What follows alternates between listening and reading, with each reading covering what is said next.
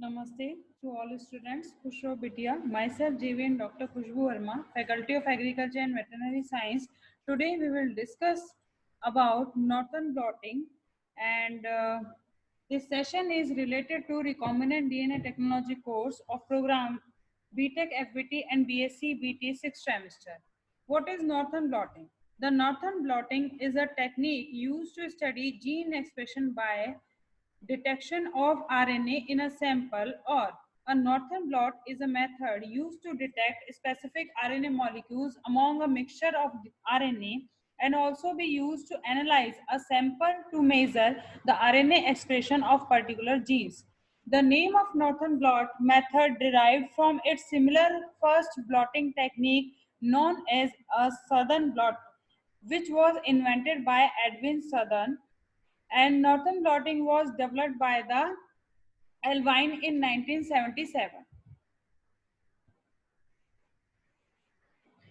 Now come to the principle of Northern blotting. So it has electrophoresis means separate RNA on the basis of their molecular weight and types in agarose gel which have ETBR, an intercalating agent in it, and capillary action means RNA bands move towards blotting paper by capillary movement and entrap in the sheet and buffer moves ahead.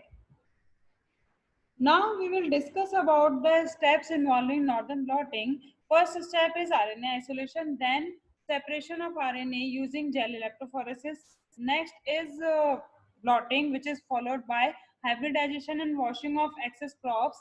After that, we will go for the visualization. And the Northern blot procedure is quite similar to that of the Southern blot, except that the biomaterial used is RNA instead of DNA. Means in Southern blot it will be DNA, but in Northern blot it is RNA. In the RNA will be isolated from the cell. All protocols, techniques, and commercially available kits used to RNA isolation with common attributes mean cellular lysis and membrane disruption, inhibition of ribonuclease activity, deproteinization, and recovery of intact pure RNA.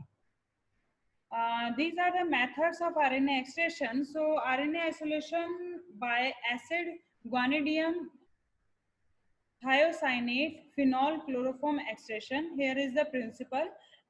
RNA is separated from the DNA after extraction with a acidic solution containing guanidinium thiocyanate, sodium acetate, phenol, and chloroform, followed by the centrifugation.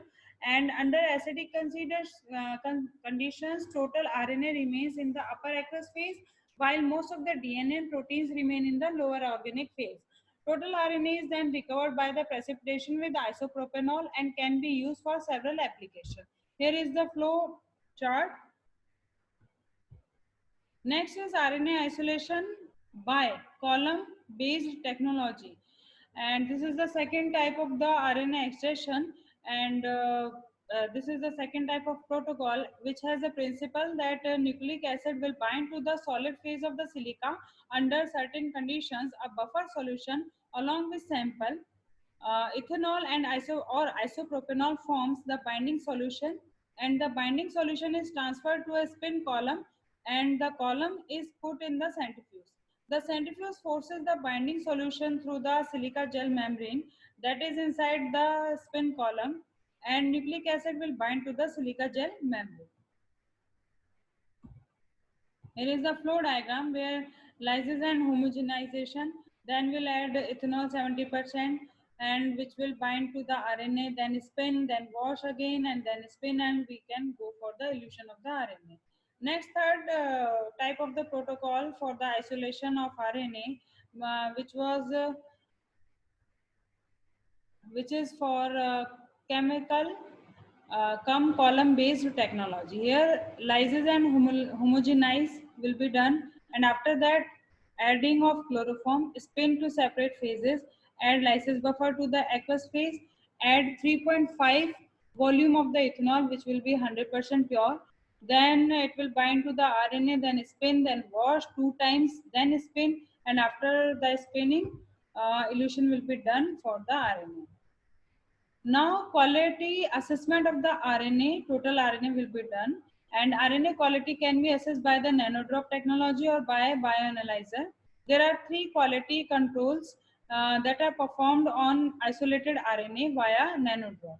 Quantity of the RNA can be measured in nanogram per microliter. Purity of the RNA, the ratio of the absorbance at 260 and 280 nanometer is used to assess the RNA purity of an RNA preparation, and pure RNA has an absorbance 260 divided and 280 ratio. It should be approximate 1:8 to 2, and integrity of the RNA can be measured on bioanalyzer. Now come to the separation of the RNA. Once RNA sample are isolated, next step is denaturing agarose gel electrophoresis. Types of the gel can be used in this process. First is agarose and second is polyacrylamide gel and starch. Starch for protein and polyacrylamide gel for the protein, but for DNA, RNA, agarose can be used for the separation. Gel conditions, like first is denaturing gels disturb the natural structure of the DNA or RNA and causing it to the unfold into a linear chain. Thus, the mobility of each macromolecule depend only on its linear length and its mass to charge ratio. Thus, the secondary, tertiary, and quaternary level of biomolecular structure are disrupted and leaving only the primary structure to be analyzed. Nucleic acid denatured by urea and formaldehyde in the buffer, while proteins are denatured using the sodium rudocil sulfate. In northern blot, formaldehyde has been the denaturant traditionally used during electrophoresis, and formaldehyde agarose gel electrophoresis is normally used in the separation of RNA, as formaldehyde agarose gel prevent RNA from folding on itself. The disadvantage of using formaldehyde is the need to pour and run gel in a fume hood, and on electrophoresis, RNA molecules move towards positive pole as RNA is negatively charged molecule. Next step is blotting, and simply blotting is a process of the transferring of RNA molecule to the nitrocellulose membrane or nylon membrane. Here we will discuss first of all about the choices of the membrane. There are several type of commercially available membranes suitable for RNA analysis, composed of different materials and carrying different charges. The common ones are made of nylon and nitrocellulose and may be neutral, negative, or positively charged. Nylon membranes are made up of most durable material but can shrink and wrap if exposed to the organic solvents. Nitrocellulose tends to tear easily in washing steps and becomes very fragile. Negative membranes give the cleanest background but result in poor specific signal.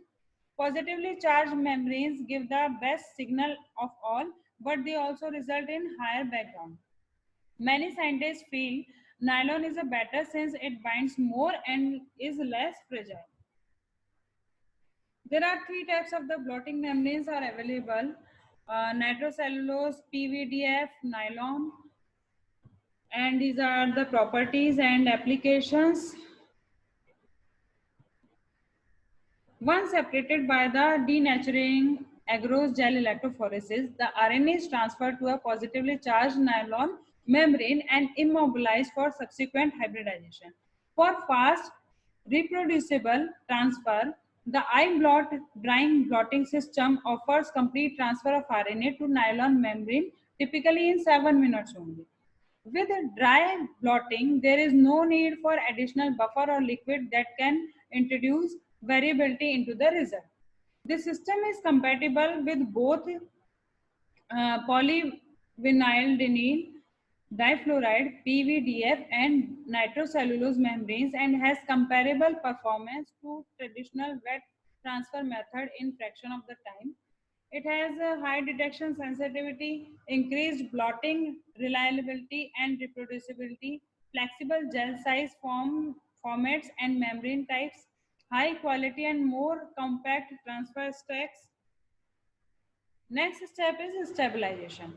Once the RNA has been transferred to the membrane, it is immobilized through covalent linkage to the membrane by two methods. First is UV cross-linking, is the most popular method using either a handheld UV lamp at short wavelength or a commercial cross-linking device. Short wave UV length causes the uracil base to become highly reactive and to form covalent linkage to amine groups on the surface of the membrane. The auto cross-link feature on commercially available calibrated UV cross-linkers. If a calibrated instrument is not available, it is possible to use standard laboratory equipment such as trans illuminator and hand-held ultraviolet lamp to fix RNA target to a membrane. Care must be taken not to under or overexpose the RNA to UV light, both of which will decrease hybridization signals. Usually, a 1 minute exposure with 254 nanometer light. The other common methods, baking the membrane in an oven at 80-degree temperature. Baking works by heating the membrane to drive out all water, solubilizing the RNA. A large component of RNA is its hydrophobic nucleotide base, which make hydrophobic contacts with aromatic groups on the membrane. This interaction is affected by heating in an oven at 80-degree temperature for 15 minutes. The only danger in baking is that the membrane can be damaged if the heat is not regulated to prevent temperatures from rising much higher than 100 degrees. Next step is hybridization and washing of excess probes. Hybridization with radio-labeled or fluorescently labeled probes. Pre-hybridize before hybridization blocks non-specific sites to prevent the single-strand probe from binding just anywhere on the membrane. Then we will go for the hybridization. Incubate membrane with labeled RNA probe with target sequences. Probe could be labeled with 32 phosphate and biotin or streptovidin probe. Probes for northern blotting are composed of nucleic acid with a complementary sequence to all or part of the RNA of interest. They can be RNA, DNA, or oligonucleotides with a minimum of 25 complementary bases to the target sequence. The probe must be labeled with either the radioactive isotope or with the chemiluminescence and a hybridization between probes and the target RNA, washing of excess probes. Then we will go for the visualization by the autoradiography. Place membrane over X-ray film. X-ray film darkens where the fragments are complementary to the radioactive probes. Here is the flow diagram where we can see this is the sample. First of all, we will go for the RNA extraction, then go for the electrophoresis. After that, RNA separated by the size, and then go for the northern blotting, means transfer of the RNA from agarose gel to the membrane of nylon or nitrocellulose. Then RNA fixed to the membrane with UV or heat. Membrane hybridized after the fixing. Membrane hybridized with the labeled probes will be labeled by the radioactive molecules or non-radioactive molecules. These are the labeled probes. And after the labeling with the probes, we go for the visualization of labeled RNA on X-ray film. Here we can see labeled probe bind to the target DNA sequences or target RNA sequences, sorry, and this is the flow diagram of northern blotting. Now we will go for the northern blot application. Northern blot are particularly useful for determining the specific genes are being expressed at messenger RNA level. Northern blotting allows one to observe a particular gene expression pattern between tissues, organ, developmental stages, pathogen infection, and over the course of treatment. The technique has been used to show overexpression of oncogenes and downregulation of tumor suppressor gene in cancerous cell when compared to normal tissues, as well as the gene expression in the rejection of transplanted organ.